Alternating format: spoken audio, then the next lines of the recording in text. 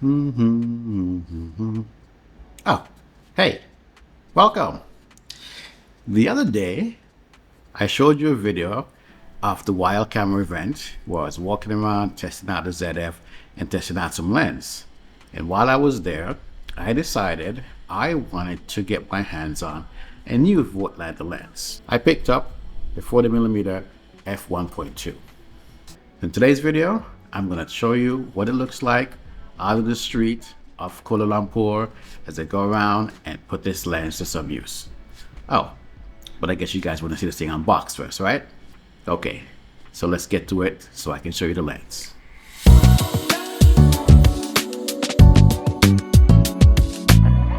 Alright, I've taken the plastic off and everything to kind of give you a presentation of how it looks inside the box. So here it is. Let's take it out, get it set up. So here's the lens. In all its glory. What I noticed right away when I started to check this lens out is that the aperture ring is actually on the front. It's not in the back like an F mount, it's on the front, which isn't bad. You know, there's a 40Z label to let you know that it's a 40mm made specifically for the Z mount. It's an octane, just like the other one, f1.2. Have electronic contacts at the back. So, yeah. I like the way, I mean, it's a little bit bigger than the other one and slightly heavier as well.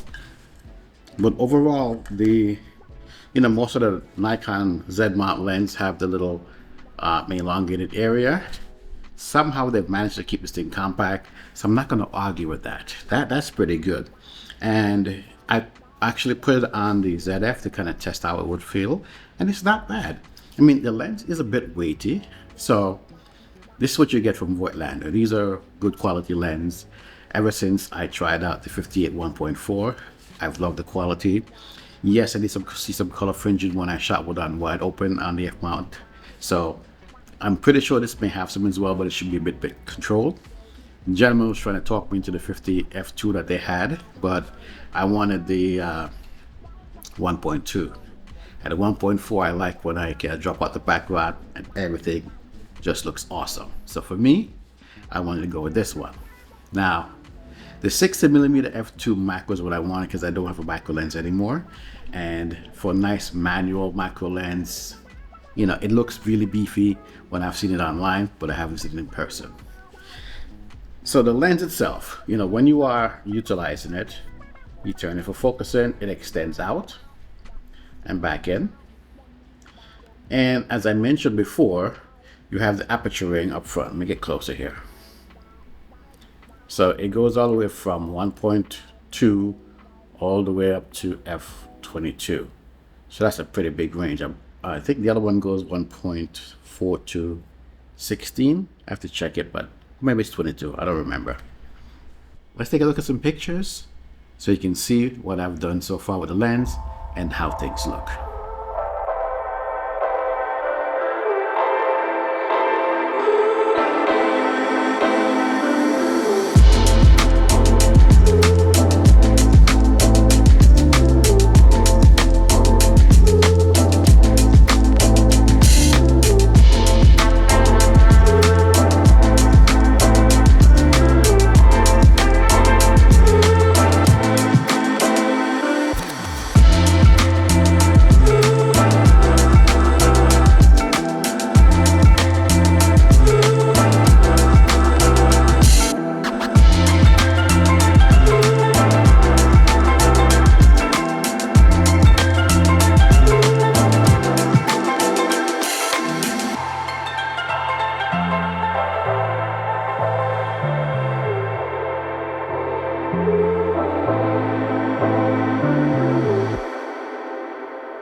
So that was something a little bit different. Decided to start with videos instead of photos this time around. And as you can see, the footage looked pretty good out of the lens. When I was using a lens, I set it at f8, well, between 5.6 and f8, depending on the scenario, and just took some footage as I was walking around the street. It actually works pretty well when it's at that level, but I did recognize that walking around with the camera, things still kind of bounce, and that's something that I still have to work on. And I'll have another video on about that one, because I did test it just walking and pulled out my FX30 and I'm like, yeah, the stabilization is not quite there yet. But then I realized I wasn't using electronic stabilization, so there is that. So let's get to some of the photos, because that's what you guys want to see, right? What it looks like when it's taking photos. We all know that Z-bond lenses are pretty sharp.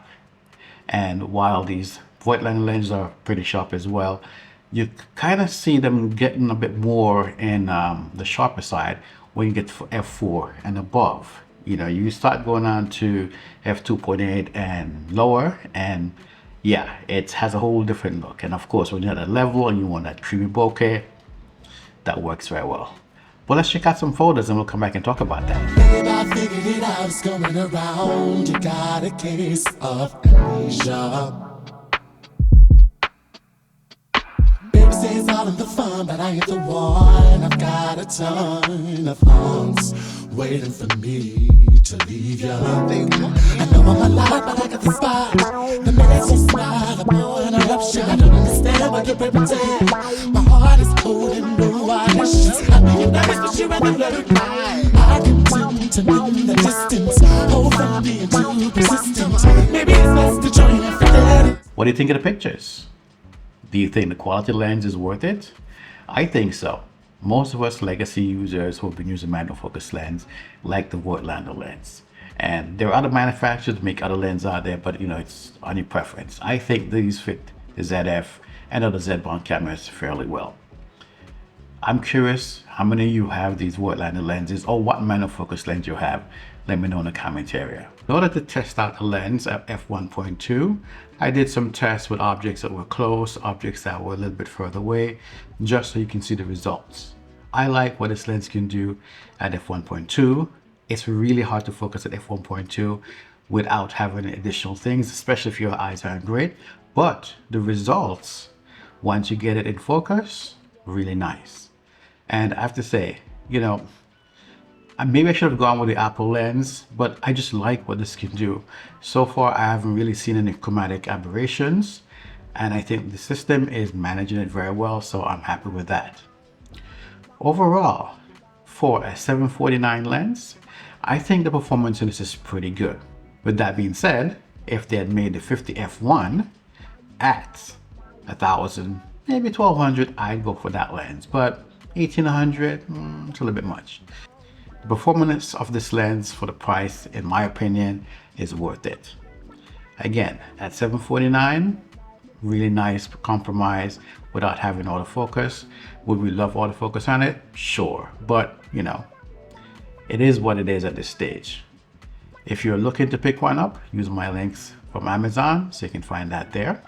To test out the sharpness of the lens, I decided it's time to come up to the higher apertures just to see how it would look. So for this test, I decided, let's try some product photography. Let's see how that would work out. I didn't use a tripod for this test. The camera was just sitting on the table. And as you see, some of these were all the way down to 2 seconds. Now the detail that you see in some of these images are really, really great. So you can get the beautiful bokeh, you can get some sharpness if you want to put up photography. This lens is quite versatile, and I love what it can do. It's most of us don't think about manual focus lens in this respect. I think a lot of time when we see f1.4, f2, we're looking at that bokeh. But to have a lens that you can also stop down and get some really incredible sharp images, that's a plus. The one thing I wish, and I hope it will come to the Z8, is that we will get the subject detection in manual focus. Because I've used the ZF, and on that camera, it brings a much bigger box. On the Z8, it's a little tiny box that you're trying to work with to tell if it's green, if it's in focus. But the bigger box, it will help you to get your subject, especially dealing with people, cars, and so on. It'll, snap in right away, and then you can punch in if you need to get the focus and get that green box. But a bigger green box, in my opinion, works well.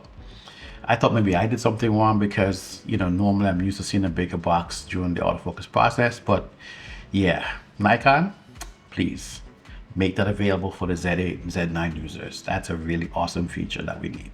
especially when you're working with minor focus lenses. So one of the things I like about the lens is how smooth it is to focus.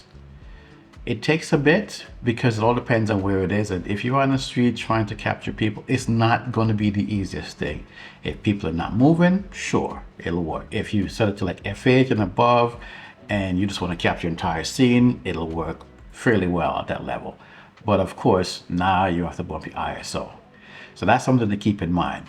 But overall, I think this lens is a great lens. The balance, what I tested on the ZF, was pretty darn good.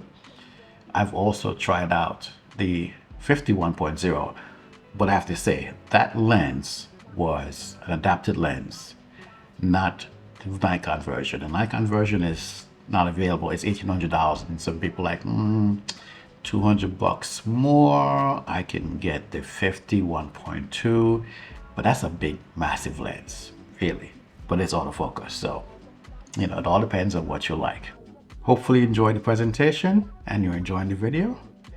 If you like it, give it a thumbs up. And if you're not subscribed, get subscribed to the channel. There'll be more videos and reviews coming in the future. I want to thank all of you for watching. Take care, and I'll see you in the next video.